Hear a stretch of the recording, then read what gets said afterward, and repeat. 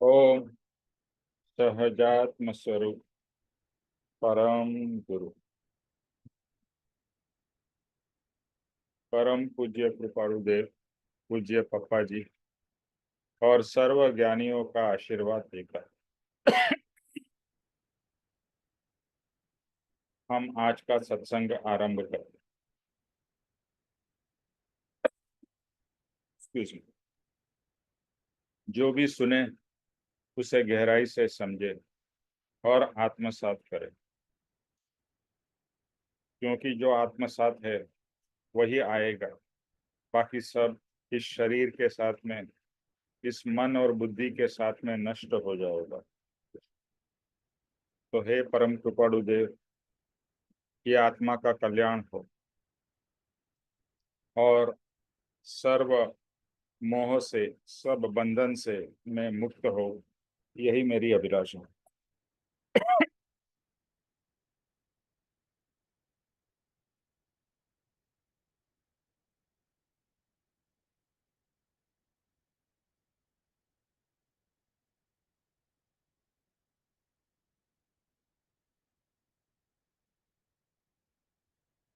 मैंने आज अभी अपना ऑनलाइन सत्संग ग्रुप पे, आपको दिख रहा है ये जो मैंने शेयर कर रहा हूँ? निमेश दिख भाई रहा पता लग रहा है, दिख रहा है निमेश भाई। सच्चा सुख किसमें है ये भेजा ना आपने?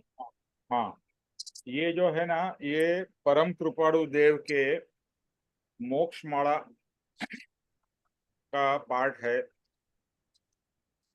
जिनके भी पास में वचनामृत है, ये वाला वचनामृत श्रीमद राजचंद्र वाला, श्रीमद राजचंद्र वाला है ना वचनामृत? नहीं है सर, ये तो नहीं है। बड़ी वाली पुस्तक एक आपको भेजी गई थी ना, एकदम बड़ी वाली? तो नहीं वो तो मिली नहीं सर। है निमेश भाई, मेरे पास है। एक दफा आपने कहा था ना एड्रेस दे दो हम भेजेंगे, तो वो तो आई नहीं है। अच्छा हाँ, वो आपने ये बोला था, मैंने निमेश आपको बोला था ना कि मुझे छोटे वाले पार्ट्स चाहिए, जो दो है मेरे पास, दो चाहिए थे। अच्छा, चलो कोई बात नहीं, ये आपको इसके लिए मैंने इसमें शेयर की है। और फिर से आप लोग एड्रेस भिजवा देना। तो जिसके भी पास नहीं है, माणिक आपके पास में होगी, हमने खरीदी थी ये बुक आश्रम से। ये हाँ एक है, हाँ हाँ, जो बड़ी वाली जो है ना, ये श्रीमद गोल्डन राज, कलर की है। हाँ जो मोटी वाली है, जाड़ी वाली है। हाँ हाँ हाँ, दिखाई देता है हाँ, ये मेरे। नहीं आपकी कलर अलग है, ये कलर अलग है, आपका अच्छा, गोल्डन है। बिकॉज ये हिंदी में है शायद। हाँ हाँ वो हिंदी में है, जस्ट ओपन। उसमें मोक्ष माला का इंडेक्स में देखिए, मोक्ष माला। और अभी बाद में आप सर्च कर सकते हो। अभी टाइम बीइंग जो मैं यहाँ पर दिखा रहा हूँ उसे देख लीजिए।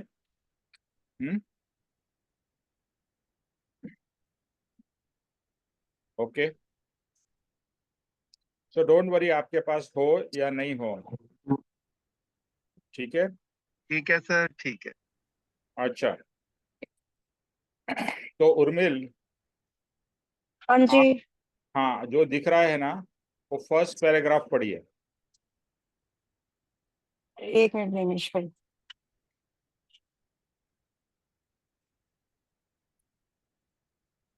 अभी स्क्रीन पे तो आ रहा था निमेश भाई।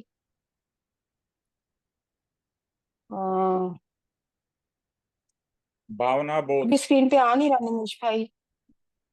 नहीं आ रहा है, बाकी लोग को दिख रहा है? नहीं निमेश भाई, तो आ रहा था। बाकी लोग को स्क्रीन पे दिख रहा है? दिख रहा है, तो दिख तो रहा है सर, दिख रहा नहीं, है। भावना बोध नहीं दिख रहा। अभी तो जब मैंने आपको बोला, जब तो आ रहा था, जब आपने बोला था। बाकी लोग को दिख रहा है? ये पेज नंबर 34 पे है। हिंदी कौन सी? अनुवाद पेज नंबर 34, ये करेक्ट। हाँ, ओके। तो एनीवे ज्योतिष भाई, आप एक काम करिए, आप पढ़िए और आपका वीडियो भी चालू कर दीजिए। निमेश भाई अब नजर आ रहा है। अच्छा, ठीक है, भावना ज्योतिष भाई को बोध। पैराग्राफ पढ़ने दो, दूसरा आप पढ़ना। हाँ,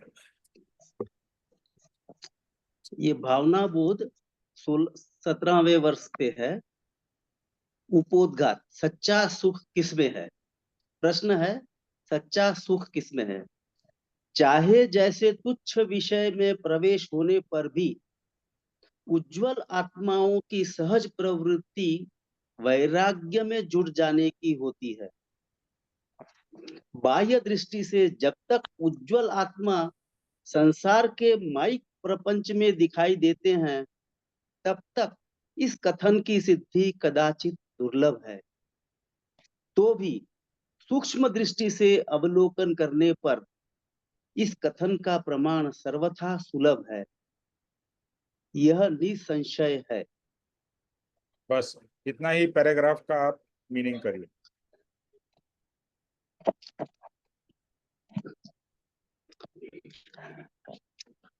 चाहे किसी भी तुच्छ विषय, मतलब जनरली अभी हम लोग सत्संग कर रहे हैं, लेकिन फिर भी संसार में भी हैं और संसार की भी कभी कभी बात होते रहती है, तो हम आवेश में आकर कुछ भी बात करने लग जाते हैं, किसी घटना के बारे में या किसी फैमिली प्रसंग के बारे में या कुछ किसी के बारे में, तो वो उसको कह लेंगे हम तुच्छ विषय या जैसा, तो उसमें हम लोग तो तुरंत उसमें जुड़ जाते हैं और ऊपर नीचे हो जाते हैं, कभी कभी ज्यादा ही बोलने लग जाते हैं। लेकिन यहाँ पर ये कह रहे हैं कि उज्जवल आत्माओं की प्रवृत्ति ऐसे परिस्थिति आने पर भी वैराग्य में जुटने जैसी रहती है, उनका वैराग्य भाव ही रहता है। मतलब वो उनके कर्म के उदय के वजह से कुछ शायद बोल भी दें, लेकिन पीछे हमेशा वैराग्य भाव ही रहता है और तुरंत पीछे आ जाते हैं। उनकी दशा के ऊपर में ये सब निर्भर करता है।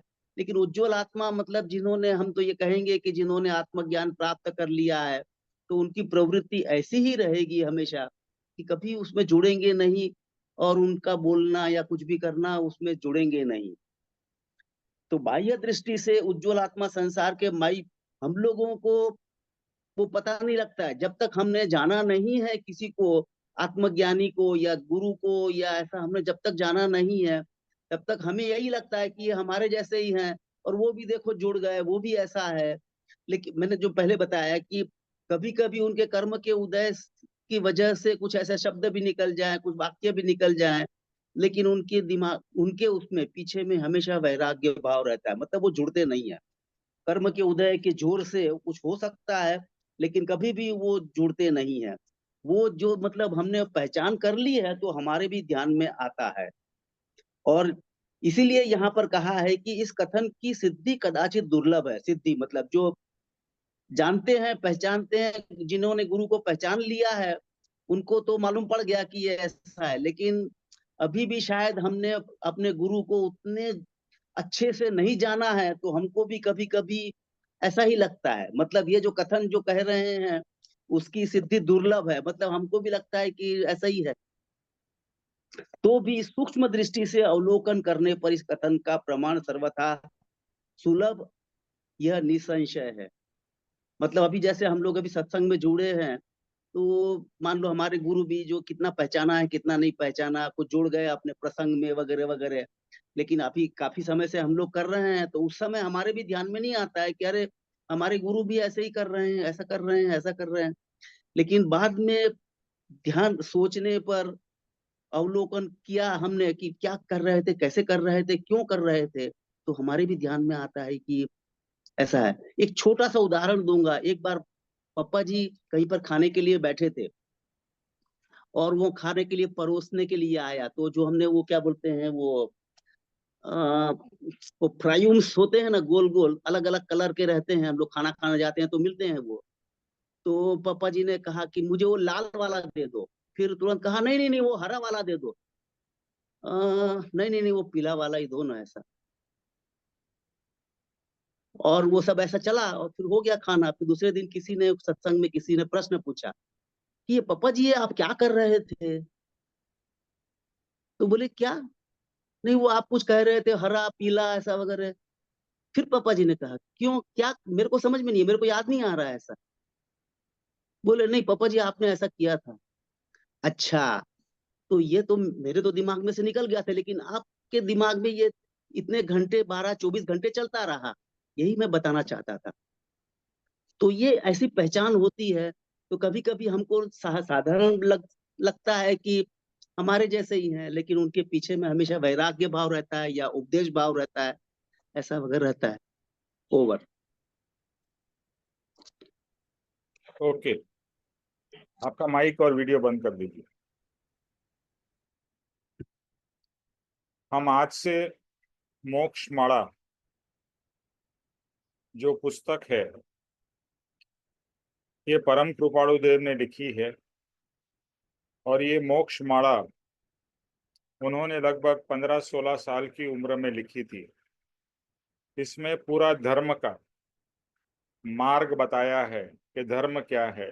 इसका बेसिक फोकस जैन धर्म का बेसिस है, लेकिन सभी धर्म के रिलेटेड में ये बात आ जाती है।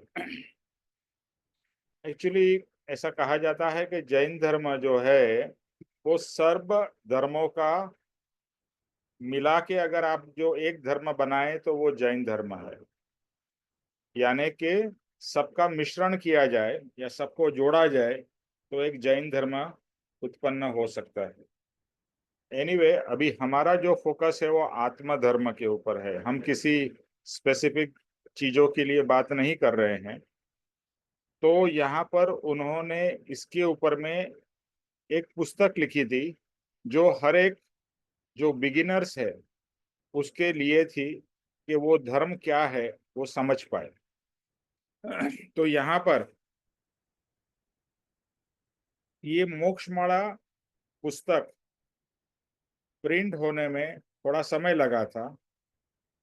इसके लिए उन्होंने उसके पहले एक भावना बोध करके पुस्तक भी निकाली थी। ये भावना बोध का एक संक्षिप्त यहाँ पर बताया गया है। तो यहाँ पर कृपाणु देव शुरू किससे करते हैं? सच्चा सुख किसमें है, वो आगे भी आएगा। अभी यहाँ पर फर्स्ट पैराग्राफ में कहते हैं कि हम लोग संसार में हैं, ज्ञानी भी संसार में हैं, उनका भी परिवार होता है, बिजनेस जॉब वगैरह भी करते हैं। जरूरी नहीं है कि हर कोई ज्ञानी सन्यास ले ले। जैसे परम कृपाणु देव को बहुत ही तीव्र इच्छा थी दीक्षा लेने की, यानी कि सन्यास लेने की, लेकिन उनकी माता परमिशन नहीं दे रही थी और वो माता को दुखी करके सन्यास नहीं लेना चाहते थे। तो उन्होंने पूरा जीवन सन्यास यानी कि दीक्षा नहीं ली। लेकिन अंतरंग तो ज्ञानी ही थे, महाज्ञानी थे, यानी कि परमात्मा के तुल्य ज्ञानी थे। तो जब भी हम ज्ञानी और अज्ञानी दोनों के पास में शरीर है, दोनों कपड़े पहनते हैं और बाकी जो शारीरिक क्रिया वो भी करते हैं, हम भी करते हैं। यानी कि खाना खाते हैं, सोते हैं, चलते हैं, स्नान करते हैं, ये सब क्रिया शरीर होने पे शरीर की जो क्रिया वो तो अवश्य होगी ही। और ज्ञानी नॉर्मल, जैसे अभी ज्योतिष भाई ने एग्जाम्पल दिया कि खाना पीना और सब अलग अलग तरीके की चीजें में भी इन्वॉल्व होते हैं। और बाह्य से देखने पर ऐसा लगता है कि जो ज्ञानी है वो एग्जैक्टली मेरे जैसे ही है, लेकिन आप अगर बाह्य से देखोगे तो आप में और ज्ञानी में कोई ज्यादा फर्क आपको लगेगा नहीं। लेकिन सूक्ष्म दृष्टि से माइन्यूट अगर ऑब्जर्वेशन करोगे तो अवश्य आपको डिफरेंशिएशन पता चलेगा। अभी यहाँ पर क्या कहते हैं? चाहे जैसे तुच्छ विषय में प्रवेश होने पर भी उज्जवल, उज्जवल यानी कि जो ज्ञानी आत्मा है, उज्जवल मतलब जो मलिन नहीं है, उज्जवल है, जिनके कर्म काफी कम हो चुके हैं, जो काफी पवित्र आत्मा है, उनकी हर एक क्रिया में भले बाह्य से कुछ भी कर रहे हो अंतरंग में हर समय वैराग्य ही चलता रहता है। वो वैराग्य, देखो त्याग और वैराग्य में क्या फर्क है? कोई बताएगा त्याग और वैराग्य में क्या फर्क है?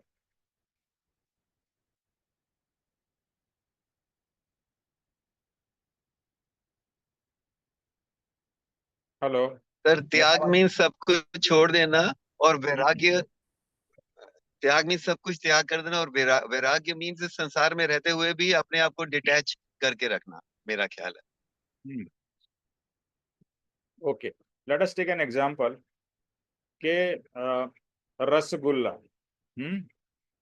आपने रसगुल्ला का त्याग कर दिया, यानी कि उसकी बाधा ले ली कि मैं रसगुल्ला नहीं खाऊंगा, तो वो हो गया त्याग कि भाई मैं इतने दिन या इतने महीने ये रसगुल्ला नहीं खाऊंगा। हम्म रसगुल्ला आपके सामने आएगा, आपको लालच हो जाएगी, इच्छा हो जाएगी कि अरे यार रसगुल्ला तो बहुत अच्छा लग रहा है, मुझे खाना है, पर मैं क्या करूं, मेरे को तो, मैंने बाधा ली हुई है, मैंने त्याग किया है कुछ समय के लिए। तो अंदर से तो आपकी, जैसे कहते हैं ना, लार टपक रही है। हम्म लेकिन अंदर से भाव है खाने के, लेकिन बाह्य से खाना नहीं है। आपने ये व्रत लिया है करके आप उसे नहीं खाते हो। अभी ज्ञानी है, उनके सामने भी रसगुल्ले हैं, वो रसगुल्ले खाते हैं, और रसगुल्ला खाते हुए भी वो रसगुल्ला नहीं खा रहे हैं, क्योंकि वहां पर जो भोग वृत्ति है, कि भोग के भाव है कि आहा क्या मजा आ रहा है यार, रसगुल्ला एक नहीं और दो मिल जाए और चार मिल जाए, ऐसे जो लालच भाव होते हैं या भोग के भाव होते हैं, वो बिल्कुल नहीं होते हैं। हाँ, सामने रख दिया तो खा लेंगे, नहीं दिया तो भी ऐसा भाव नहीं होगा यार रसगुल्ला था, किसी ने मुझे परोसा नहीं रसगुल्ला, अरे रसगुल्ला लेके आओ यार। तो जरा भी लोलुपता नहीं है, जरा भी भाव नहीं है। अगर रसगुल्ले के बजाय वहां पर एक सूखी सब्जी भी रख दी जाए तो भी वो वैसा ही खाएंगे, और जैसा रसगुल्ला खा रहे हैं। तो बाह्य से क्या लगेगा कि जिसने त्याग किया है, अरे यार वो तो रसगुल्ला नहीं खा रहा है, और जिसको वैराग्य है, ज्ञानी को, अरे वो तो रसगुल्ला खा रहे हैं। तो वैराग्य के अंदर में और त्याग में क्या है कि जो जिसने त्याग किया, वो रसगुल्ला नहीं खा के भी नहीं, उसने रसगुल्ले का भोग कर लिया, और ज्ञानी ने रसगुल्ला खा के भी रसगुल्ला का भोग नहीं किया। तो ये बहुत बड़ा डिफरेंस है। वैराग्य में क्या होता है, वो चीज मिले तो भी ठीक है, न मिले तो भी ठीक है, उसकी कोई इच्छा मात्र नहीं है। यानी अंतरंग से त्याग है, वैराग्य है।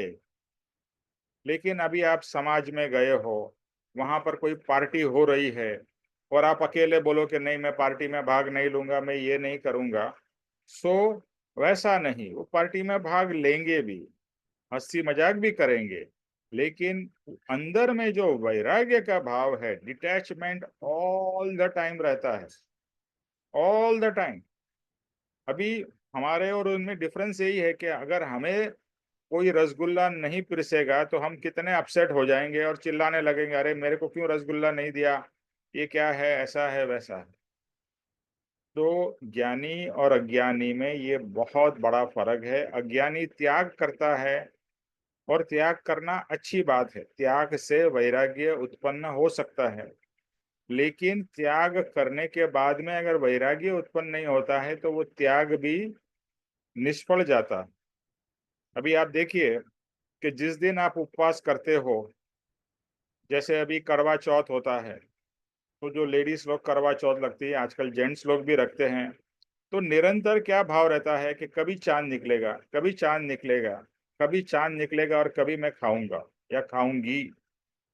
तो एक्चुअली उपवास करके आप ज्यादा खाने का भाव कर रहे हो। उपवास करके निरंतर कभी खाना मिले कभी खाना मिले, वही भाव चलता है। नॉर्मल में आप खाना खा लेते हो, फिर भाव नहीं रहता है, जबकि उपवास करने पे ज्यादा भाव रहता है। तो अगर ऐसा भाव है, और अभी हम जानते हैं कि कर्म बंधन भाव से होता है, तो भाव आपके अंतरंग कैसा है वो बहुत ही इम्पोर्टेंट है। तो त्याग और वैराग्य में ये सबसे बड़ा फर्क है। त्याग में बाह्य से आप चीज को नहीं करते हैं। ऐसा जरूरी नहीं है कि, हो सकता है कि त्याग के साथ में अंतरंग में वैराग्य भी हो सकता है। जरूरी नहीं है कि सब लोग का त्याग में अंतर वैराग्य नहीं है। बट ज्यादातर त्याग करने वाले नॉर्मल व्यक्ति जो होते हैं, अंतरंग में तो खाने के पीने के या जो भी चीज को उन्होंने छोड़ा है उसको प्राप्त करने के निरंतर भाव रहते हैं। और वैराग्य में यह है कि वो चीज हो तो भी ठीक है, न हो तो भी कोई भी उसकी इच्छा मात्र नहीं है। देखो, ज्ञानी में एक सबसे बड़ा गुण क्या है? वह इच्छा रहित है।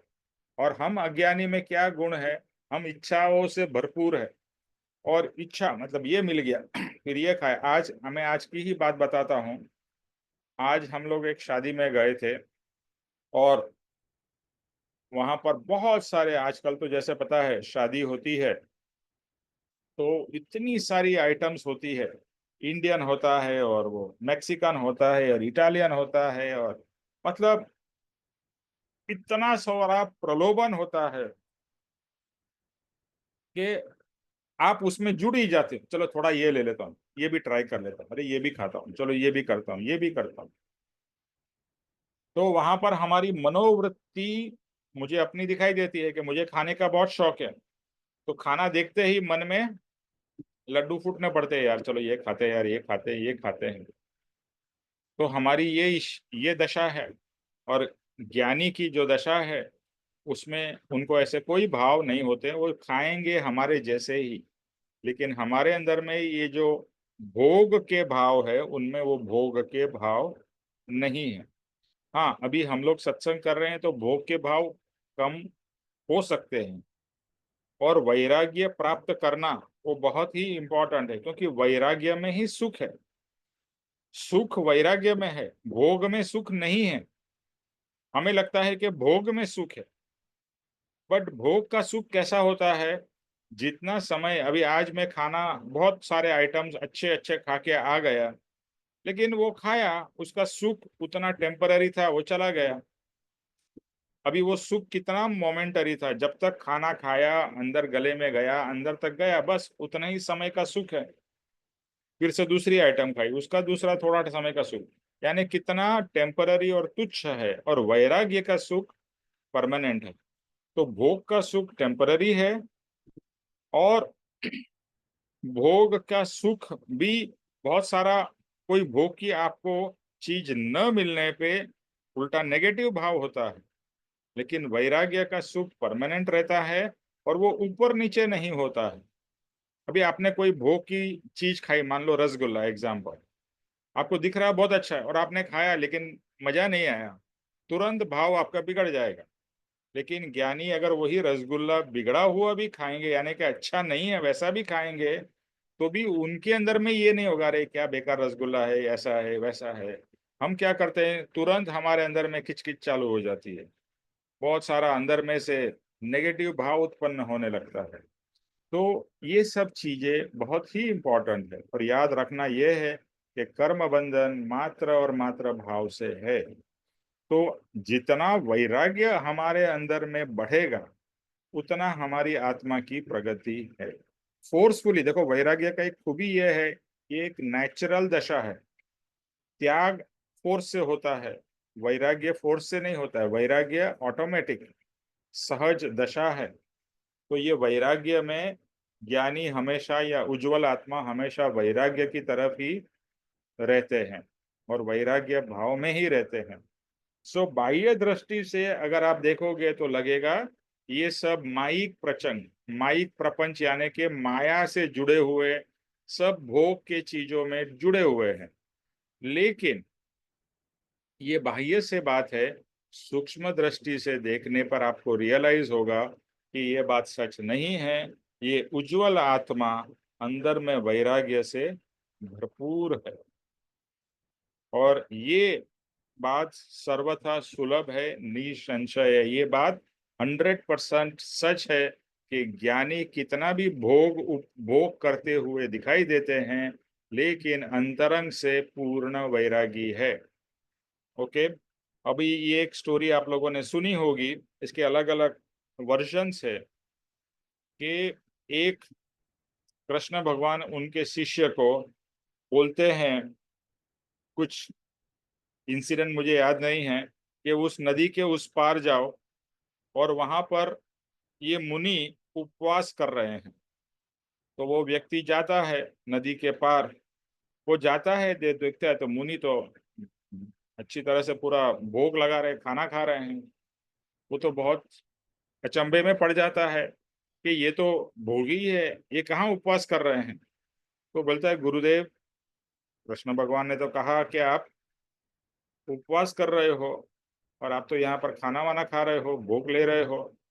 तो वो कहते हैं कि जाके जो ब्रह्मचारी कृष्ण है उससे जाके तुम ये पूछो। अभी कृष्ण की कितनी रानियां थी? किसी को पता है कृष्ण की कितनी रानियां थी?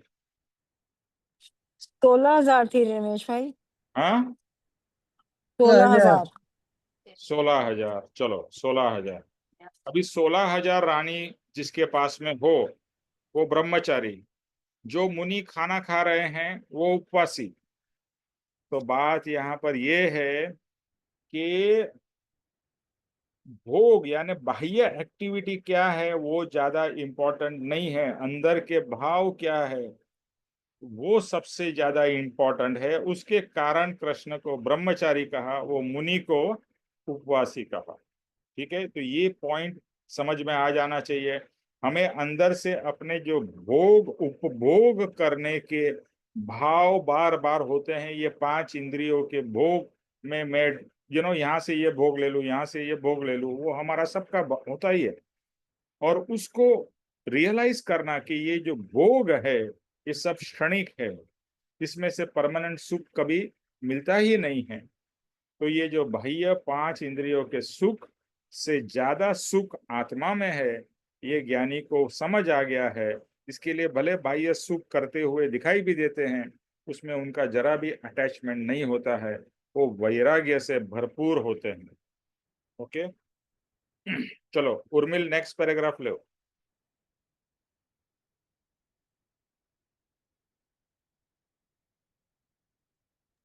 एक छोटे से छोटे जंतु से लेकर एक मदोन्मत्त हाथी तक सभी प्राणी, मनुष्य और देव दानव, इन सब की स्वाभाविक इच्छा सुख और आनंद प्राप्त करने की है। इसलिए वे उसकी प्राप्ति के उद्योग में जुटे रहते हैं। परंतु विवेक बुद्धि के उदय के बिना ये उसमें विभ्रम को प्राप्त होते हैं। वे संसार में नाना प्रकार के सुखों का आरोप करते हैं। अति अवलोकन से यह सिद्ध है कि यह आरोप वृथा है।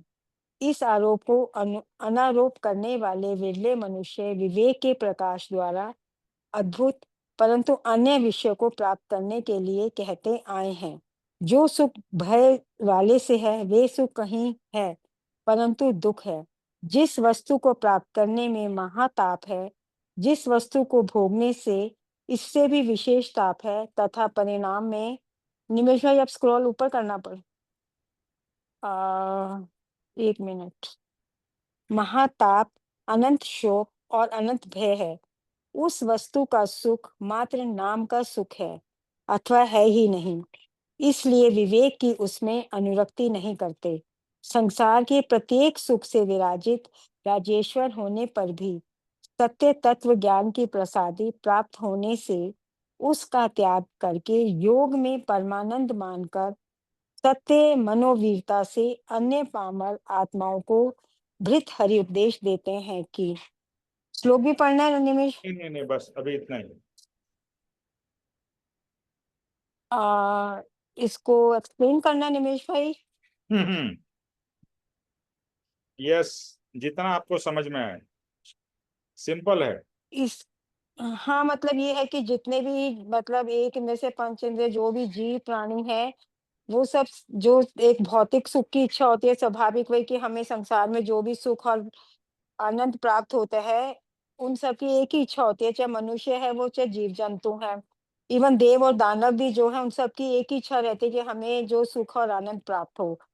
तो वो उसी के लिए दिन रात मेहनत करते हैं, सोचते हैं हमारा सुख इसी में है, जो आज मतलब स्वाभाविक है वो कि हम संसार में जुटे हैं तो हमारा जो सुख है वो इसी में है। लेकिन जैसे मनुष्य में तो जो जंतु हमें मतलब जानवरों से भिन्न करते हैं वो विवेक और बुद्धि है। तो अगर मनुष्य अपने विवेक का यूज करे और उसको वो करे तो उसको ये है कि हम इस ये जो सुख है ये टेम्परेरी है, हमें ये परमानेंट सुख नहीं है जिसको हम सुख मान रहे हैं। तो वे संसार में नाना प्रकार के सुखों को जो हम मानते हैं, तो उसको अगर हम देखें तो ये हो जाएगा कि ये जो सुख है ये वृथा है, मतलब बेकार है, व्यर्थ है। और इसको हमें इस सुख को परमानेंट सुख बनाने के लिए हमें जो एक अद्भुत सुख है, उसको प्राप्त करने के लिए जो लोग कहते हैं अद्भुत परंतु अन्य विषयों को प्राप्त करने के लिए कहते हैं, वो अन्य विषय जो मेरी समझ में वो शायद वही आत्मा का ज्ञान है कि भई हमें आत्मा का ही अवलोकन करना है। जैसे वो अभी अ, इन्होंने भी हर्ष जी ने भी जो उसमें करा था कि भई हमें आत्मा का ही ज्ञान हो जाए तो वही सबसे बड़ा, बाकी सब कुछ छोड़ दो। तो वही है कि वही विषय को प्राप्त करने के लिए कहते आए हैं। और जो सुख भय वाले हैं वह सुख नहीं है परंतु दुःख है। क्योंकि इसको इसीलिए दुःख है क्योंकि जो भी सुख है वो अल्टीमेटली तो दुःख में ही कन्वर्ट हो जाता है। तो वो भय के लिए उन्होंने उसको भय ही बोला, जिसको तुम सुख समझ रहे हो, वो एक्चुअली में दुःख है, तो वो भय है। और जिस वस्तु को प्राप्त करने में महाताप है, महाताप शायद मेरे ख्याल से ताप का मतलब दुःख ही होगा, बाकी आप बता देना। आपका मतलब है जि कि बहुत सारा एफर्ट लेना पड़ता है। अच्छा, जो हम सुख के लिए जो बहुत सारा एफर्ट करते हैं, हम्म। जिस वस्तु को भोगने से इससे भी विशेष ताप है, और पहले तो उसको प्राप्त करना में ही इतना एफर्ट है, फिर उसको भोगने में भी एक स्पेशल एफर्ट मतलब विशेष एफर्ट है, तथा उसका जो रिजल्ट है वो तो मतलब है ही दुःख और वही महाताप और भय ही है, उसका जो रिजल्ट है वो तो वो नाम का ही सुख है, वो एक्चुअली में सुख नहीं है। इसलिए विवेक की उसमें अनुरक्ति नहीं करते, तो हम उस सुख के लिए अपने विवेक का यूज़ नहीं करते कि ये महाताप है, एक्चुअली सुख नहीं है। और संसार के प्रत्येक सुख से विराजित राजेश्वर होने पर भी, ये तो लाइन थोड़ी-सी टफ है निमेश भाई, ये तो आप ही बता हाँ, दो कि क्या है? ये आप एक्सप्लेन कर दीजिए प्लीज़, ठीक है?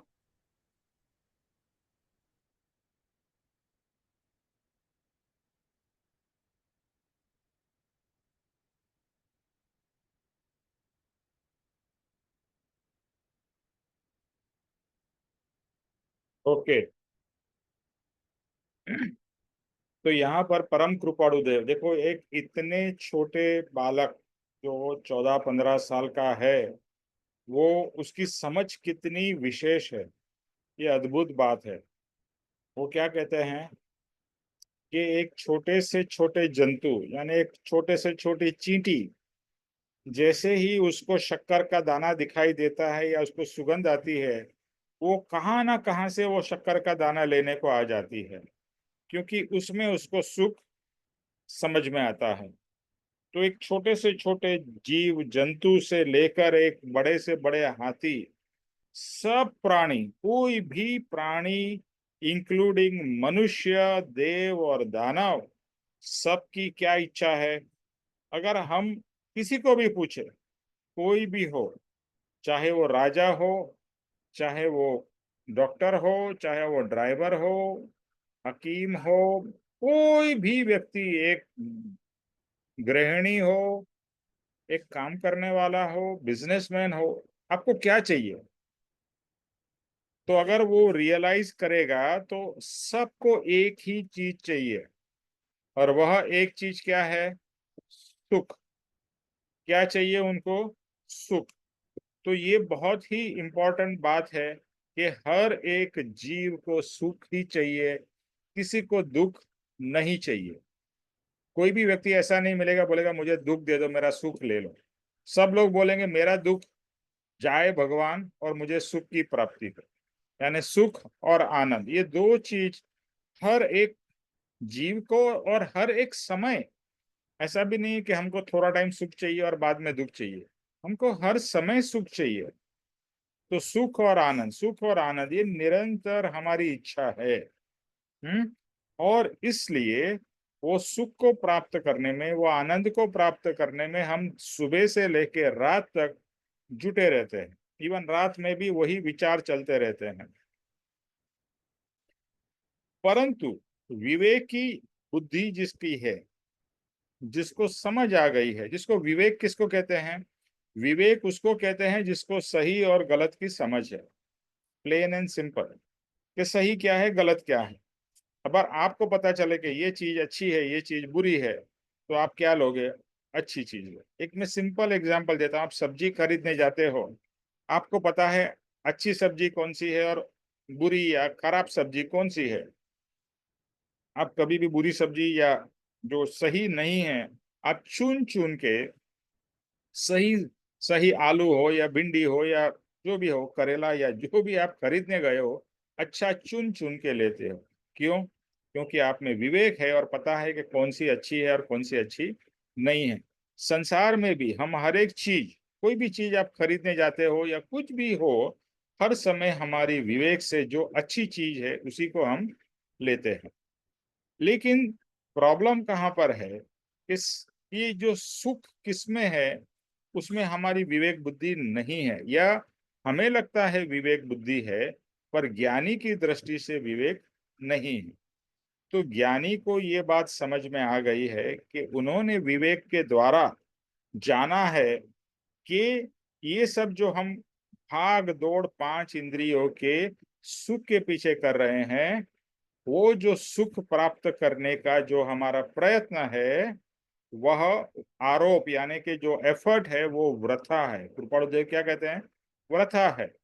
उसमें आप इतना मेहनत कर रहे हो, लेकिन रियल में आपको सुख मिलता ही नहीं है। जैसे हम बात करते हैं कि अगर हम बचपन से लेके, जब से हमारा जन्म हुआ तब से लेके अब तक अगर हम देखें, तो सुख की पल हमारे पास में कितनी थी। और जब भी हम सुख में नहीं थे, दुखी थे, तकलीफ में थे, स्ट्रेस में थे, प्रेशर में थे, टेंशन में, गुस्से में थे, मतलब जहां पर हमको सुख नहीं था, सुख की क्षण अगर आप जेन्युइनली एनालाइज करोगे, तो मुझे नहीं लगता है कि 10% से भी ज्यादा हमारे जीवन में सुख रहा हो। जब भी आप रियली खुश थे अंदर से, बाहर से देख रहे हाँ हाँ हंस रहे, वो नहीं, अंदर से जब भी आपको खुशी मिली हो। अगर जीवन के, अगर आपके 50 साल है आपकी उम्र, तो 50 साल में कितने समय आप सुख में थे, अगर आप एनालाइज करोगे तो 10% भी शायद बड़ी मुश्किल से होगा। तो यहाँ पर यही बात कही है कि अति अवलोकन से अगर आप प्रॉपरली एनालाइज करोगे, तो ये बात सिद्ध होगी कि ये जो हम संसार में सुख ढूंढ रहे हैं, अलग अलग, नाना मतलब अलग अलग प्रकार के जो सुख हम ढूंढ रहे हैं, उसको प्राप्त करने की कोशिश कर रहे हैं, ये रियल में हमें सुख नहीं देते हैं। और जो विरले मनुष्य होते हैं, तो वो क्या देखते हैं कि ये जो विषय के सुख, विषय यानी कि जो पांच विषय है, जो पांच इंद्रियों से हम भोग भुगतते हैं, ये सुख कैसे हैं? यहाँ क्या लिखा है करम कृपाणुदेव ने? ये सुख भय वाले हैं।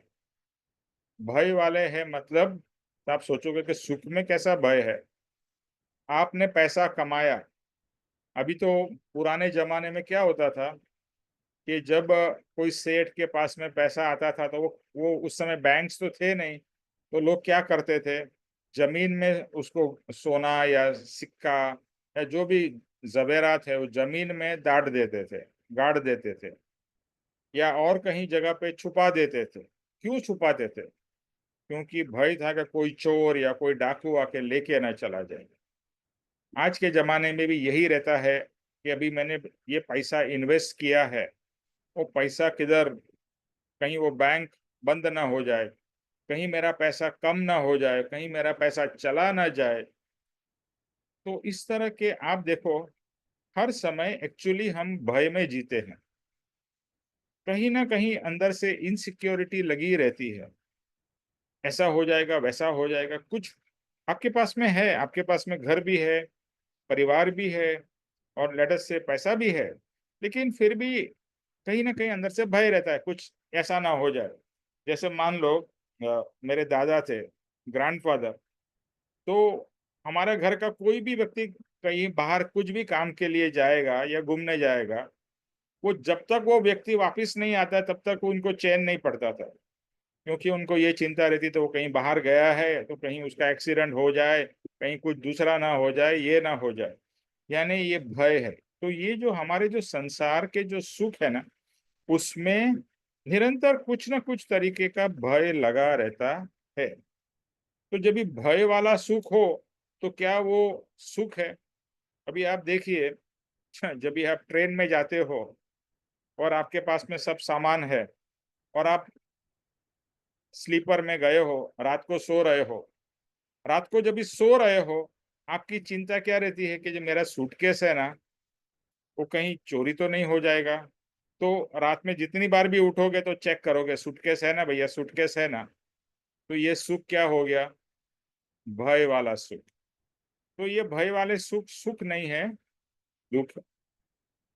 दूसरा, ये सुख को प्राप्त करने के लिए, जैसा आज के जमाने में सबको यही लगता है कि पैसे से सुख है ना? हर कोई यही मानता है कि पैसे से सुख है, इसके लिए वो हर समय किसके पीछे पड़ा रहता है? पैसे के पीछे। आई थिंक आज के समय में कोई भी ऐसा मनुष्य ज्ञानी को छोड़ के या विवेकी जीव को छोड़ के ऐसा नहीं होगा कि जो पैसे के पीछे पड़ा नहीं रहता है। हर समय पैसा पैसा पैसा, और भले कितना भी हो जाए फिर भी और आए और आए और आए, यानी वो जो लिमिट होती है, संतोष हो ही नहीं पाता। और यही लगता है कि अरे इतना है, लेकिन कल क्या पता क्या हो, कल मैं इतना ये बीमार हो जाऊं, कहीं मुझे कैंसर हो जाए, ये हो जाए, अरे बहुत सारा धन होना चाहिए। यानी निरंतर उस सुख को अंदर में चिंता है। यानी कि एक तो उसको पैसे को प्राप्त करने के लिए कितनी मेहनत करनी पड़ती है। इजीली तो नहीं मिलता है ना, चाहे वो आप बिजनेस कर रहे हो, जॉब कर रहे हो, सुबह से लेके 8 घंटे 10 घंटे इवन 12 12 घंटे लोग काम करते रहते हैं। किसके लिए? पैसा कमाने के लिए। क्यों कमाते हैं? क्योंकि उनकी ये समझ है कि पैसा होगा तो सब कुछ मिलेगा, पैसा नहीं होगा तो कुछ भी सुख प्राप्त नहीं होगा। तो ये सबके लिए महाताप है, यानी कि बहुत सारा एफर्ट है। और भोगने में भी आप लगेगा कि भोगने में कोई बताएगा। यहाँ पर एक चीज लिखी है कृपाणु देव ने कि जिस वस्तु को भोगने में इससे विशेष ताप है, ये कैसा होगा? प्राप्त करने में तो महाताप है, बहुत एफर्ट लगता है ये सुख को प्राप्त करने में, लेकिन इस सुख को या इस वस्तु को भोगने में इससे विशेष ताप है। सर घर में अगर 4 नौकर हो ना तो उतनी ही परेशानी हो जाती है, जितनी बहुत ज्यादा परेशानी हो जाती है और जितनी नौकर के बिना होती है। ये भोगने वाला ताप है ये। Okay, very good example. और कोई बताएगा?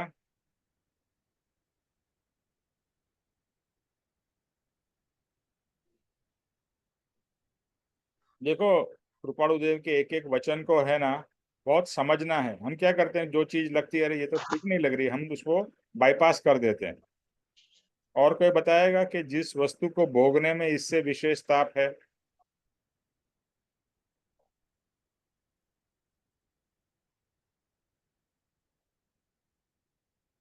एनीवन?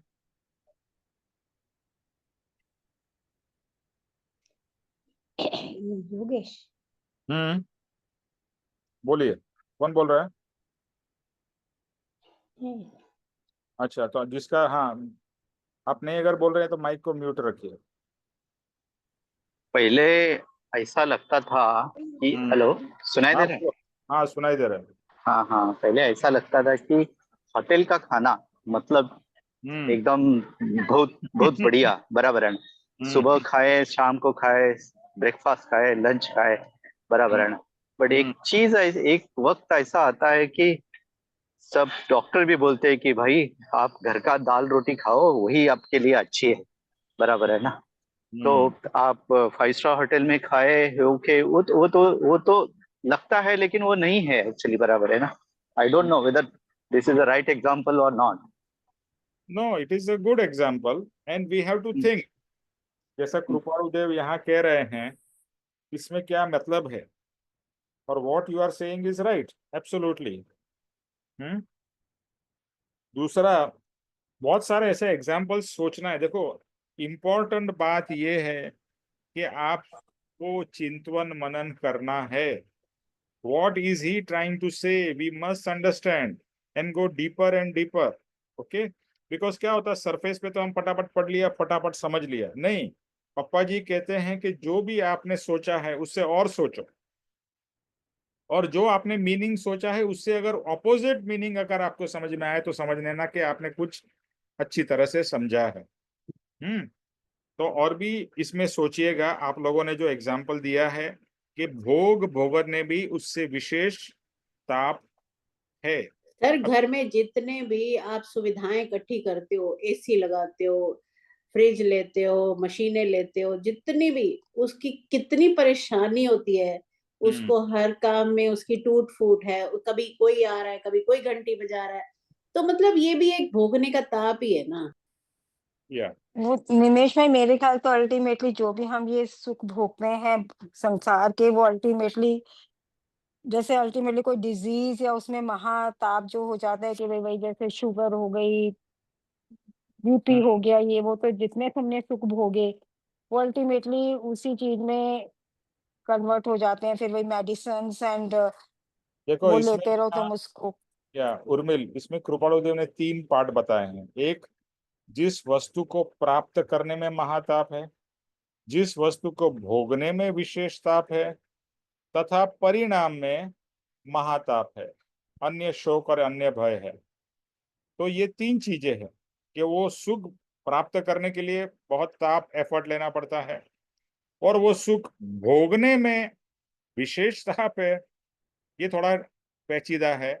और आप जैसे बोल रहे हो, और उसके परिणाम में कि आजकल लोगों को क्या होता है, मतलब शुगर यानी डायबिटीज, तो मतलब डायबिटीज, ब्लड प्रेशर, हाइपरटेंशन, ये तो मतलब बहुत सारा कॉमन हो गया है। तो ये इसका परिणाम है, ये अपनी लाइफस्टाइल का परिणाम है। ठीक है।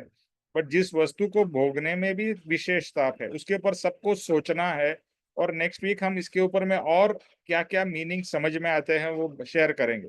जैसे आप एक एग्जांपल बताता हूँ, अभी शादी है तो आप ऑब्वियसली भारी कपड़े पहनोगे।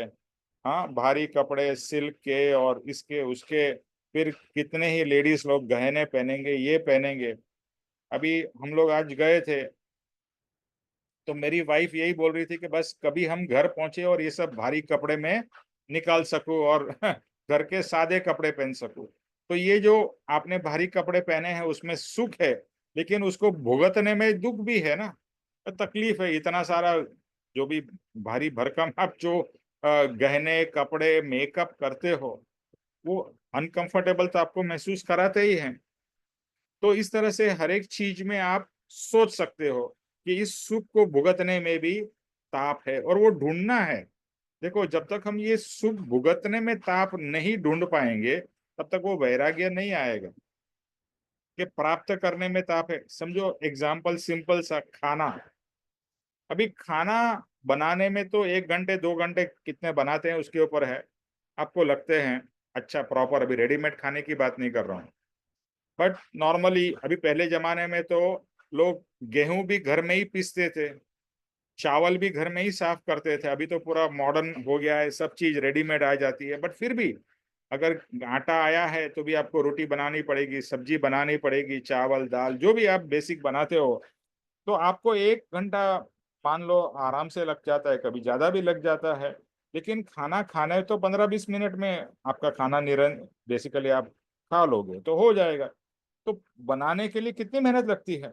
अच्छा, उस फिर खाने में तो चलो ठीक है, आप बोलो कि मेहनत नहीं है, चलो मजा आ गया खाने में।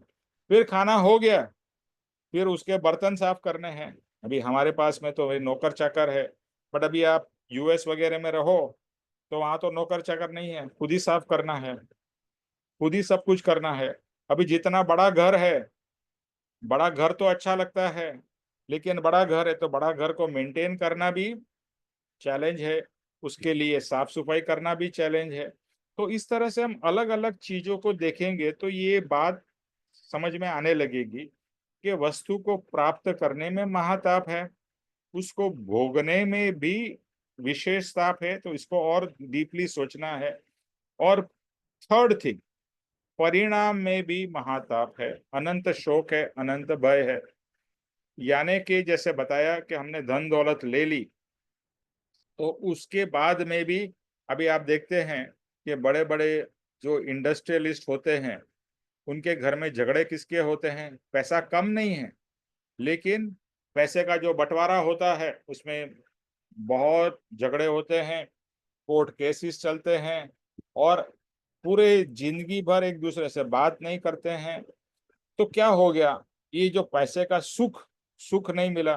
अभी आपने शायद न्यूज में पढ़ा होगा कि जो रेमंड्स का जो ओनर है, उसका बेटा ने उसके बाप को घर से निकाल दिया है। इतना पैसा है, फिर भी पैसा होते हुए भी ये सब प्रॉब्लम्स है। वो भी पैसे के लिए ही प्रॉब्लम्स है। प्रॉब्लम पैसा होते हुए पैसे की प्रॉब्लम्स है, क्योंकि अभी सबको और बड़ा शेयर चाहिए। मुझे भाई तेरे पास में इतना है, मोर देन इनफ है। अभी क्यों?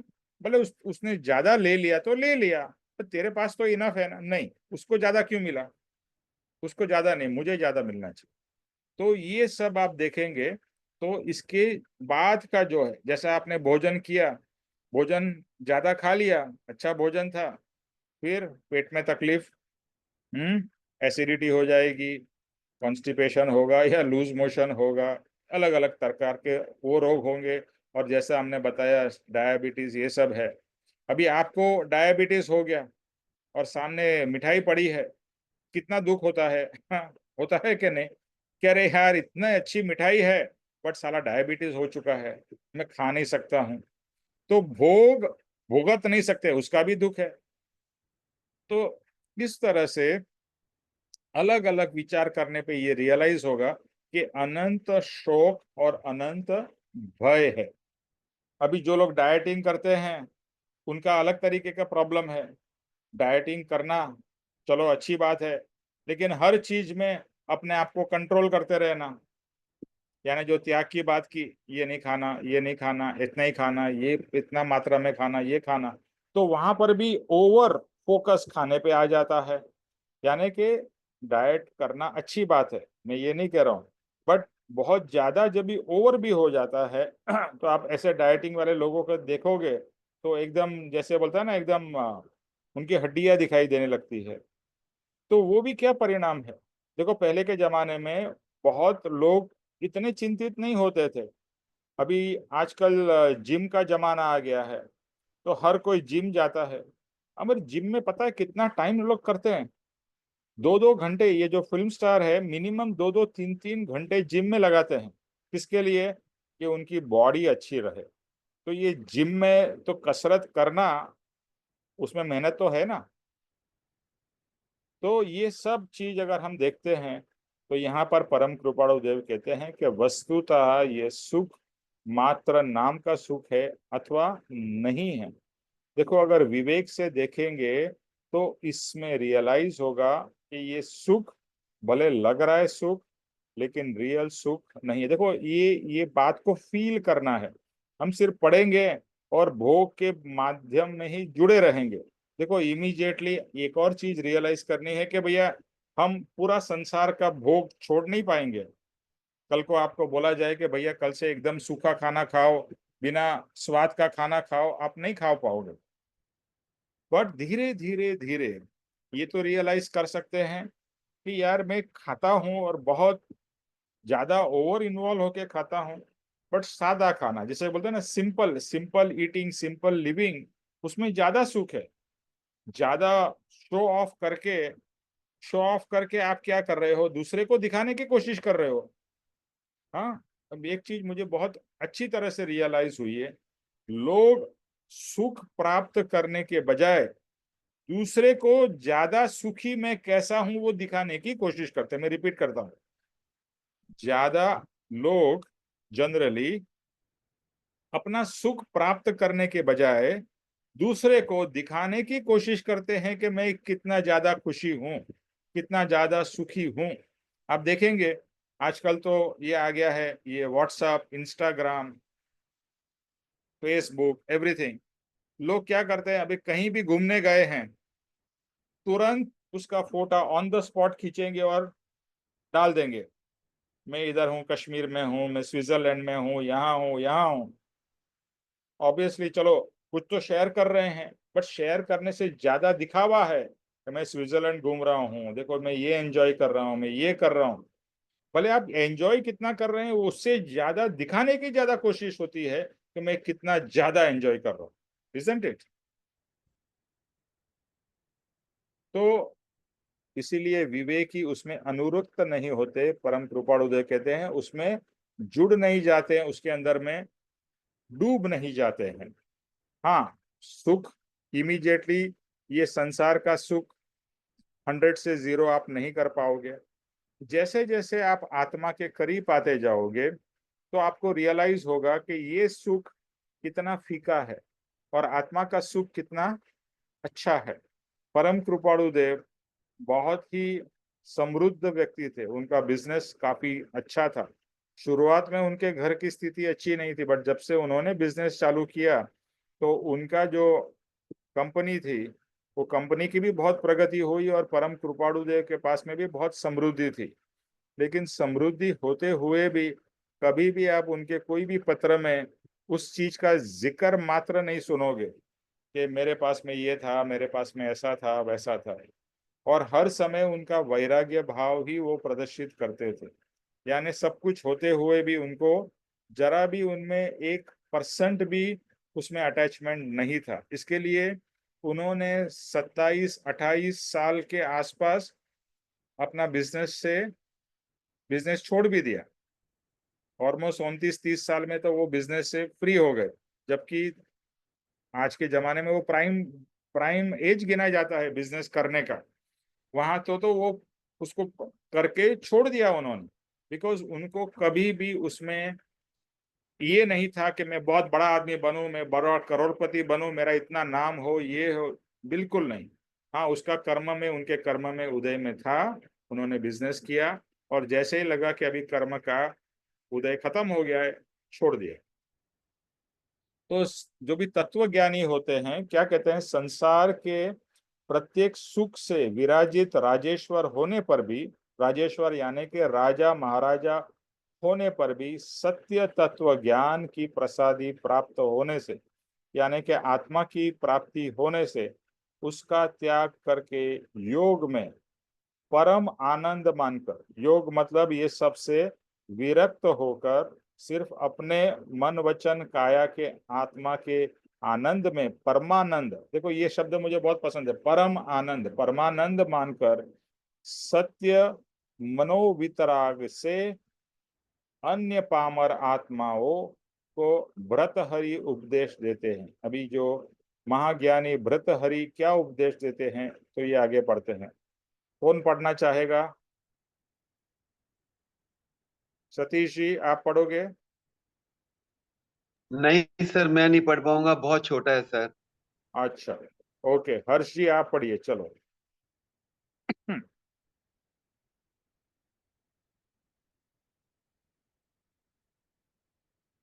हेलो,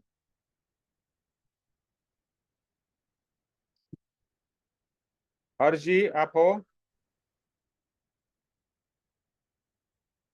ये जी कौन सर, सा लास्ट जी लास्ट? सर, जी सर। हाँ जरा पढ़िए। कहाँ से सर? ये महाताप? नहीं, ये जो है ना भोगे, ये बोल्ड में लिखा है, भोगे रोग भयम।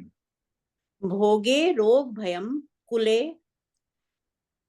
च्युति भयम वित्ते नृपाला द्वभर द्वयम माने दैन्य भयम बले रिपु भयम रूपे तरुण्या भवम भयम शास्त्रे वाद भयम गुणे खल भयम काये कृतांता कृतांताभ्द्वम सर्वं वस्तु भयान्वितम भुवि निरा निरा निरा नृणा निरा निरा निरा वैराग्यमेवा भयम इसके बाद आप भावार्थ है कि भोग में रोग का भय है, बिल्कुल है, ये तो सत्य है। कुल में पतन का भव है, बिल्कुल। लक्ष्मी में राजा का भय है और मान में दीनता का भय है। बल में शत्रु का भय है। रूप से स्त्री को भय है, कहीं मेरा भाई रूप ना खराब हो जाए।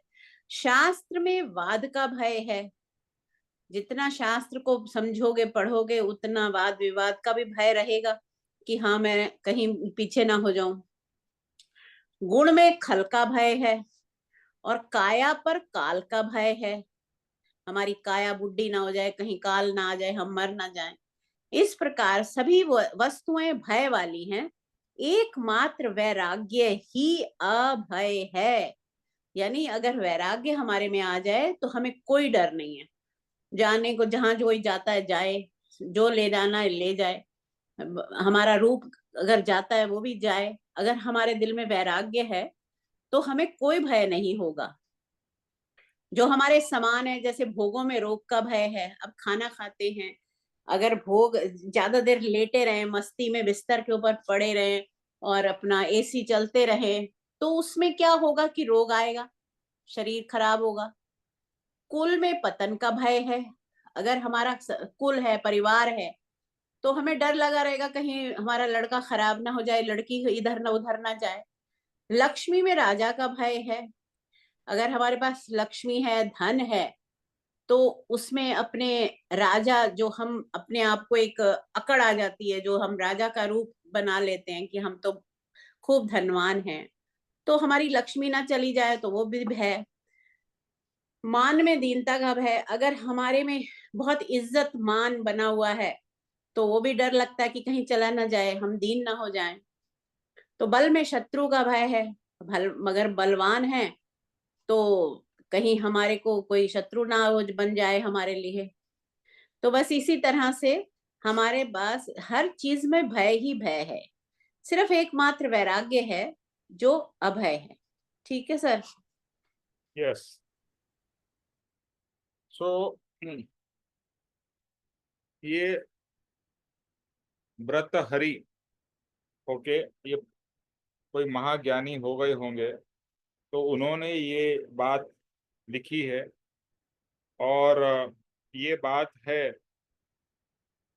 कि क्या क्या है, तो बहुत ही सिंपल, जो अभी हमने पहले भी बात कही है और इसी को उन्होंने बताया है कि भोग में रोग का भय है। कि हम कोई भी भोग सिंपल खाने की बात करें, अभी जैसे बताया कि भैया ज़्यादा खाना उल्टा सीधा खा लिया, आजकल तो ओबेसिटी का प्रॉब्लम हो गया, वजन बढ़ जाता है, क्योंकि हर एक चीज में चीज है और ये है वो है।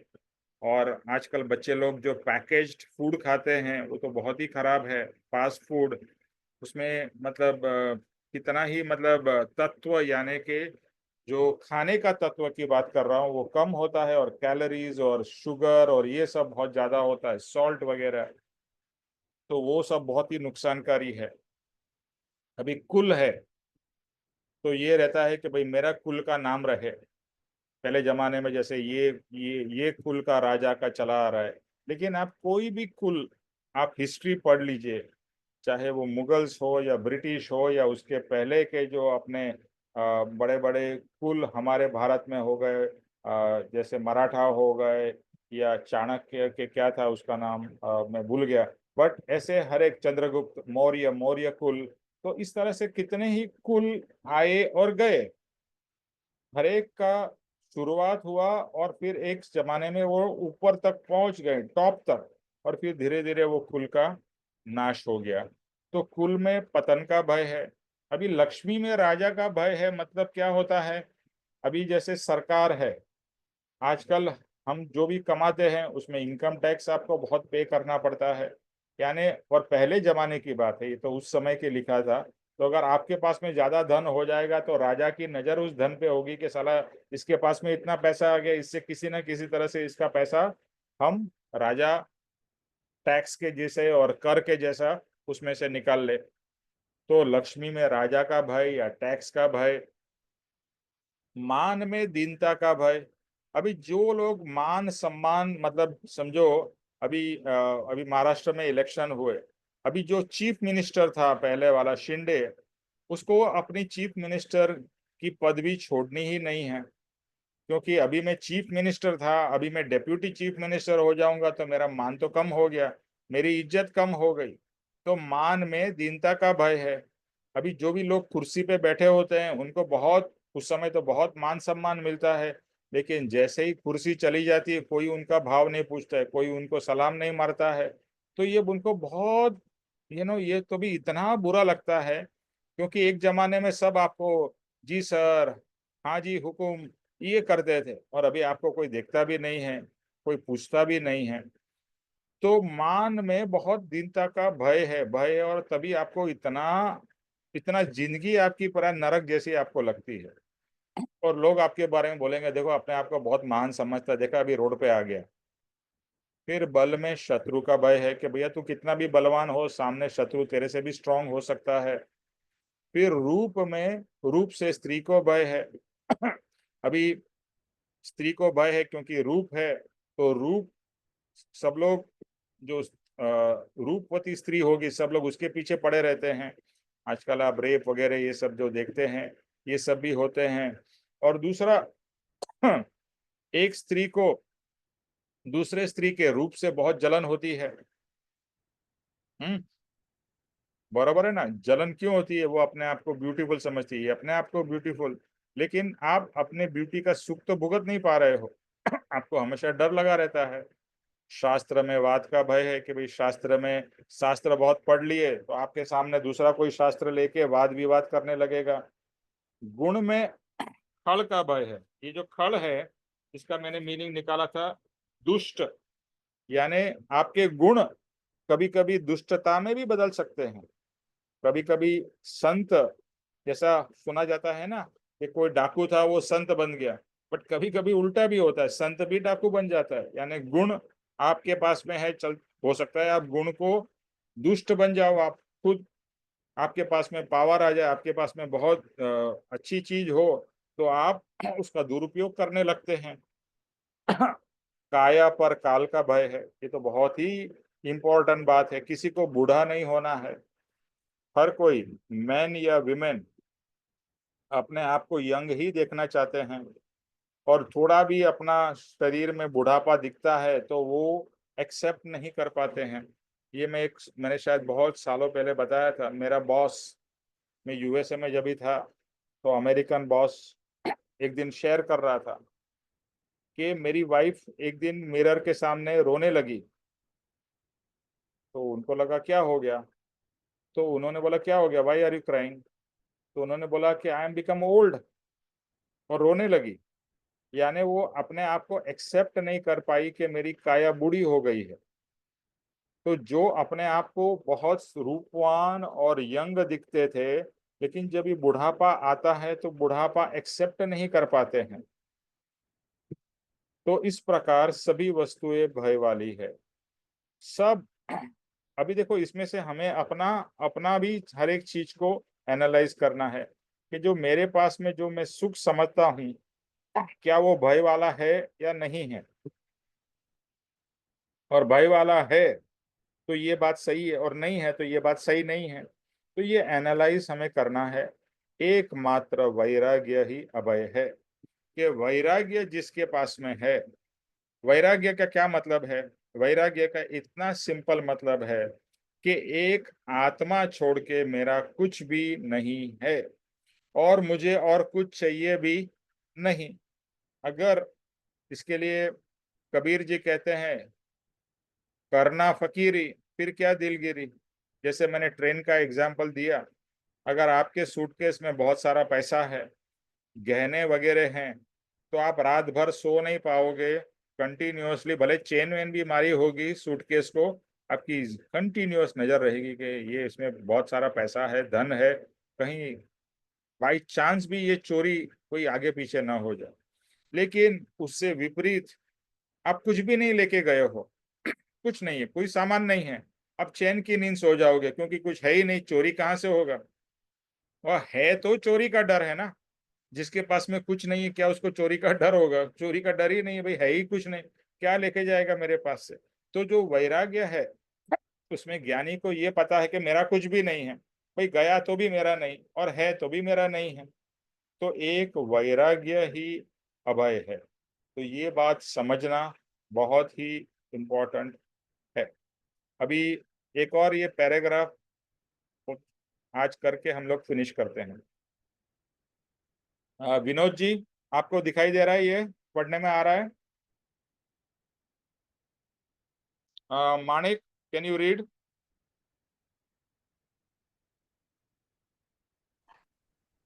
Yes, yes, I can read.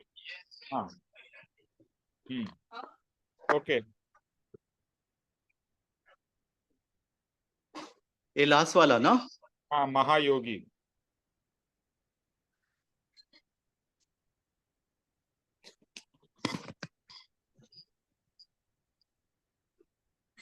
सुनाई दे रहा है?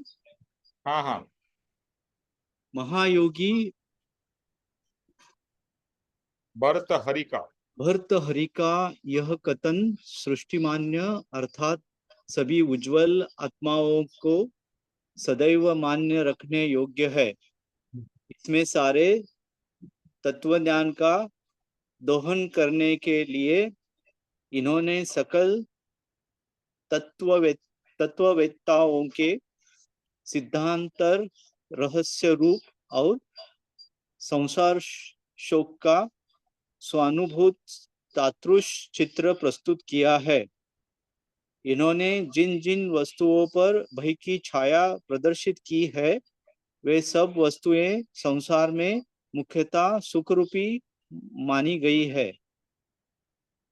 संसार का सर्वोत्तम सुख का साधन जो भोग है वह तो रोग का धाम ठहरा। बस अभी इतना ही करेंगे। हाँ, बस इतना ही। इसके ऊपर ही आपका क्या समझ में आया वो शेयर करिए।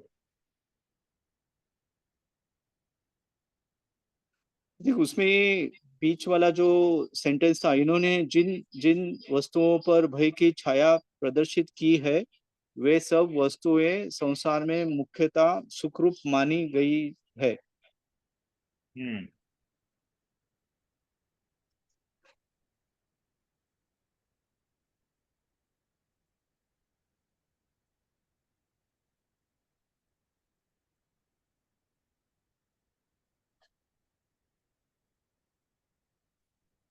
इधर आई थिंक ये बोल रहे पहले स्टेटमेंट में बोल रहे हैं कि उज्जवल जो आत्मा है वह सदैव मान्य रखने योग्य है। मतलब वो जो भी कुछ कर रहे हैं वो अपने हित के लिए है बेसिकली, बिकॉज उन्होंने ये पहचाना है, उन्होंने ये जाना है, इसके लिए जो भी वो कह रहे हैं वो अच्छे है। इसमें तत्वज्ञान का दोहन करने के लिए इन्होंने सकल तत्व को सिद्धांतर रहस्य रूप और संसार शोक का स्वानुभूत तादृश चित्र प्रस्तुत किया है।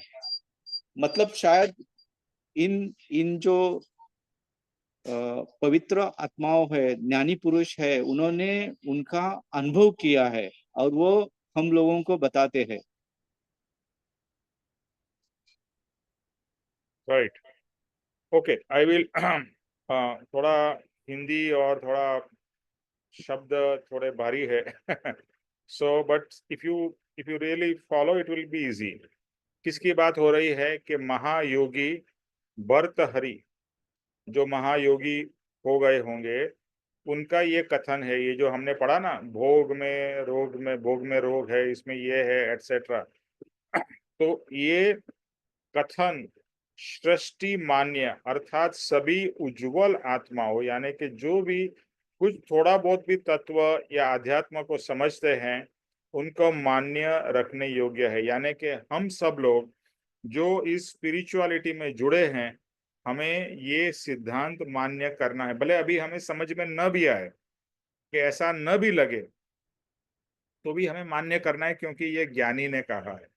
नाउ ज्ञानी कभी भी कोई चीज गलत नहीं बताते हैं, लेकिन हमें समझ में इमीडिएटली नहीं भी आती है, तो हमें वो समझना है। इन्होंने क्या कहा है, सदैव मान्य रखने योग्य है, यानी ये ज्ञानी के वचन है, उन्होंने अनुभव से ये सिद्धांत जाना है और उन्होंने शेयर किया है।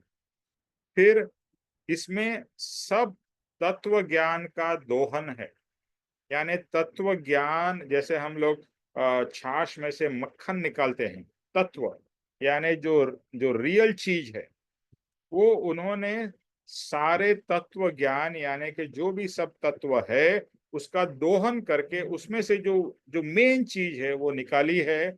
और इसीलिए सब तत्ववेत्ताओं यानी कि जो भी स्पिरिचुअलिटी में कनेक्टेड है उनको ये सिद्धांत रूप सिद्धांत दिया है। सिद्धांत मतलब प्रिंसिपल। ये प्रिंसिपल बताया है क्या, कि संसार शोक का, जो संसार में जो शोक यानी कि दुख है, स्व अनुभूत तादृश चित्र प्रस्तुत किया है कि संसार जो है वो शोक यानी दुख से भरा हुआ है। ओके, और इसका आगे डिस्क्रिप्शन है कि जिन जिन वस्तुओं पर भय की छाया प्रदर्शित की है। मैं आपको इसका थोड़ा मीनिंग से समझा रहा हूं कि जो जो चीज के ऊपर में भय की छाया है, भय की छाया है, वो मुख्य रूप से वस्तुओं पर भय की छाया प्रदर्शित की है, वे वस्तुएं संसार के मुख्यतः सुख रूप मानी गई है। हम किसको सुख मानते हैं? धन को सुख मानते हैं, परिवार को सुख मानते हैं, भोग यानी अच्छा खाना पीने को सुख मानते हैं, अच्छे पहनने को सुख मानते हैं, अच्छी ट्रैवलिंग करना उसको सुख मानते हैं। लेकिन यहाँ पर बताया है कि ये सब सुख अगर आप सूक्ष्म दृष्टि से देखो और डीपली समझो तो रियलाइज होंगे कि ये सब सुख कैसे हैं, भय वाले हैं। ये भर्तृहरि ने अपना जीवन में रियलाइज किया है और उन्होंने हमें शेयर किया है। लेकिन हम लोग ये सुख अच्छा मानते हैं और ज्ञानी ये सुख को अच्छा नहीं मानते हैं। उनको रियलाइज्ड है कि ये सुख भय से भरा हुआ है और इसका एंड रिजल्ट भी दुख है। इसके लिए परम कृपाणु देव ने एक ही लाइन में कहा है क्या, कि पश्चात दुख ते सुख नहीं। पश्चात यानी जो सुख के पीछे में दुख लगा हुआ है वो सुख नहीं है। आप संसार का कोई भी सुख ले लो, आपको लगता है कि एजुकेशन से मेरा सुख होगा, बट एजुकेशन लेने में कितनी मेहनत लगती है और एजुकेशन प्राप्त करते करते भी कितने चैलेंजेस आती है। और एजुकेशन देखो, आपको कहा जाता है या बताया जाता है आप पढ़ लोगे फिर आपको आपका जीवन सुख से भर जाएगा। आप पढ़ लेते हो, डिग्रीज प्राप्त कर लेते हो, कितनी मेहनत करते हो, उसके बाद में बोलता है कि भाई चलो अभी तो डिग्रीज हो गए, अभी नौकरी करनी पड़ेगी। नौकरी करना शुरू करते हो तो पता चलता है यार नौकरी करना भी कितना चैलेंजिंग है, कितनी सारी इश्यूज आती है, मेहनत तो करनी पड़ती है, प्लस पॉलिटिक्स है, कंपनी की ये है वो है, तो उसमें कहाँ सुख है। हाँ, आप कर रहे हो क्योंकि पैसा कमाना है। और फिर होता है कि मुझे प्रमोशन लेना पड़ेगा, फिर प्रमोशन मिलता है तो, और नहीं मिलता है तो भी तकलीफ। प्रमोशन मिल गया तो कुछ समय के बाद लगता है अभी ये मिला है, मुझे अभी नेक्स्ट प्रमोशन चाहिए, वो मिला फिर होता है नेक्स्ट चाहिए, और नहीं मिलता है तो दुख, टेंशन, स्ट्रेस। तो हर समय ऐसा लगता है कि सुख बाद में मिलेगा, सुख बाद में मिलेगा, अभी मिलेगा, अभी मिलेगा, मिलता ही नहीं है और जीवन खत्म हो जाता है। Isn't it? आप देखो, आप रियलाइज करो कि हमने ये मान लिया है कि ये मिलने के बाद में मुझे सुख मिलेगा। वो सबसे बड़ी हमारी भ्रांति है। सुख तो अंदर में है। आपको सुख अपने आप अनुभव करना है, बाह्य चीजों के बिना। और हमने सुख किस में देखा है? बाह्य चीजों में। ये होगा तो मैं सुखी होऊंगा, ये मिलेगा तो मुझे सुख मिलेगा। ये ही बड़ी भ्रांति है। You break this. सुख अंदर में है, बस मैं बैठ गया, मैं सुखी हूं। I don't desire anything, I am happy.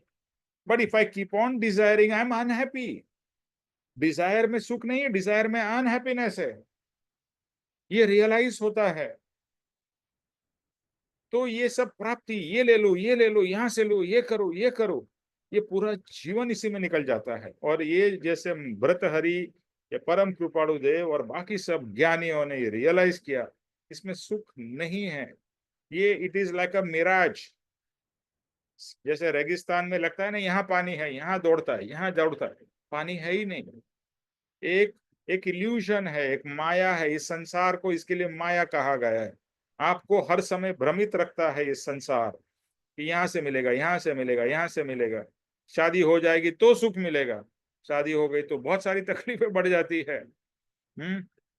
फिर बच्चे हो जाएंगे तो सुख मिलेगा, बच्चे हो जाते हैं तो उसके चैलेंजेस, उसको पढ़ाओ, उसको लिखाओ, उसका पास हुआ नहीं हुआ, अच्छी अच्छी उसकी कंपनी है नहीं है, ये है, अच्छा स्कूल मिलेगा, फिर उसके बाद में आगे जाएगा, कौन सा कॉलेज मिलेगा, क्या होगा। यानी हर समय you are in that stress. आप रियलाइज करो कितने आप तनाव में रहते हो हर समय। ये संसार आपको सुखी नहीं, संसार आपको तनाव में रखता है, स्ट्रेस में रखता है। मैं अपने बेटे की बात करता हूँ ना, मेरा बेटा स्पेशल चाइल्ड है, ओके, उसको पढ़ने का कोई वो नहीं है, वो पास होगा, वो एग्जाम ही नहीं देना है तो पास होने की टेंशन कहाँ पर है। वो कभी मतलब वो पढ़ लिख के कोई ऐसा बड़ा बनने का ऐसा कोई एक्सपेक्टेशन ही नहीं है। तो जब भी आपकी एक्सपेक्टेशन चली जाती है ना, तो आप सुखी हो जाते हो। कोई स्ट्रेस ही नहीं है, उसकी शादी होगी नहीं होगी, भैया वो शादी नहीं करेगा, वो तो स्पेशल बच्चा है। तो ये सब जो माँ बाप को, ये सब जो हमको लगता है ना कि परिवार से सुख मिलता है, एक्चुअली परिवार से सुख से ज्यादा स्ट्रेस ज्यादा मिलता है। आप एनालाइज करिए हर एक चीज को। ज्ञानी हमें यही सिखाने की कोशिश कर रहे हैं, ये सब चीज को एनालाइज करो कि एक सुख एक ही चीज में है, वो है वैराग्य। वैराग्य में सुख है, बाकी सब भोग में दुख है। That is the bottom line. और अभी हम लोग यहाँ पर स्टॉप करते हैं। चलिए 7 बज गए हैं। विनोद जी जय स्वरूप करिए। ओम जय श्री सद्गुरुदेव वंदन। वेद स्वरूप समझा बिना पाम्यो दुख अनंत, समझाव्यो ते पद नमो श्री सद्गुरु भगवान। नमस्कार।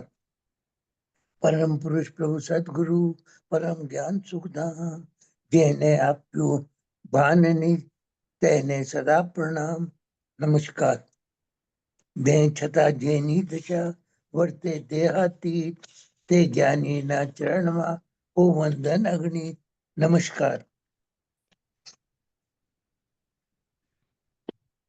हे परम कृपालु देव, जन्म जरा मरण आदि सर्व दुखों का अत्यंत अक्षय करने वाला वितराग पुरुष का मूल मार्ग आप श्रीमान ने अनंत कृपा करके मुझे दिया।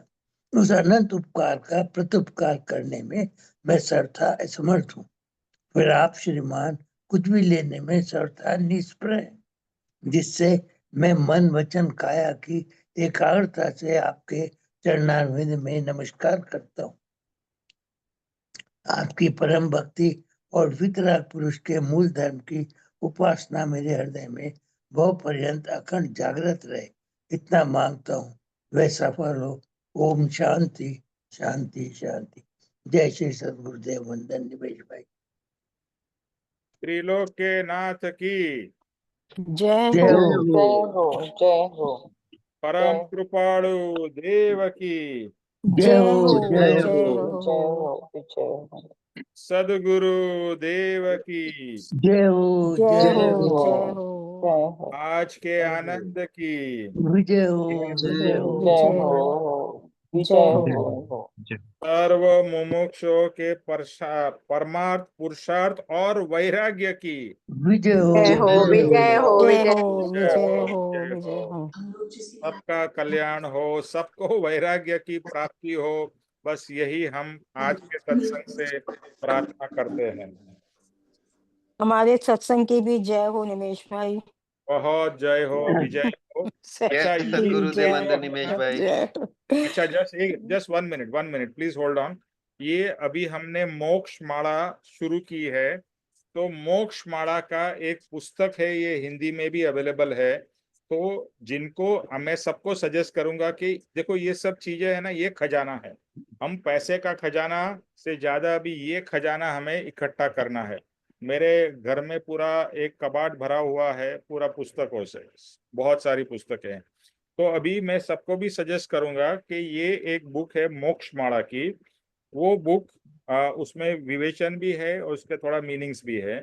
तो ये बुक्स आपको जिसको जिसको चाहिए मैं इसको आपको कुरियर करवा दूंगा। थोड़ा टाइम लगेगा, लेकिन आप सब लोग मुझे आपका एड्रेस भेज दीजिए और मैं आपको ये बुक भिजवा दूंगा, ठीक है? निमेश भाई, ये बुक तो पहले की है ना शायद, पहले अब ये ग्रीन कलर बता रहे हो, हमारे पास तो जो मोक्ष माला वो है। Don't go by the colour, वो कलर वो लोग चेंज करते रहते हैं। बट ये है मोक्ष माला विवेचन, ओके? हाँ, हमारे पास है ये। जिसके पास में है वेरी गुड, बट जिसके पास में नहीं है तो प्लीज आप बोल दीजिए, ये बुक हम लोग कुरियर करवा देंगे आपको, ठीक है? ठीक है निमेश। श्री और बाकी जय सद्गुरुदेव, जिनके पास में वंदन नहीं है निमेश भाई। या जी जिनके सदगुरु पास देव। में नहीं है आप लोग एड्रेस भेज दीजिए मेरे को सेपरेटली, हाँ, तो मैं आपको कुरियर करवा दूंगा, ओके? ठीक है, ठीक है। ठीक है निमेश। जय जय सद्गुरुदेव। श्री सद्गुरुदेव, वंदन निमेश भाई। थैंक यू निमेश भाई, thank you. Thank you. Thank you sir, thank you very much. जय जय सद्गुरुदेव, थैंक वंदन। You, thank you.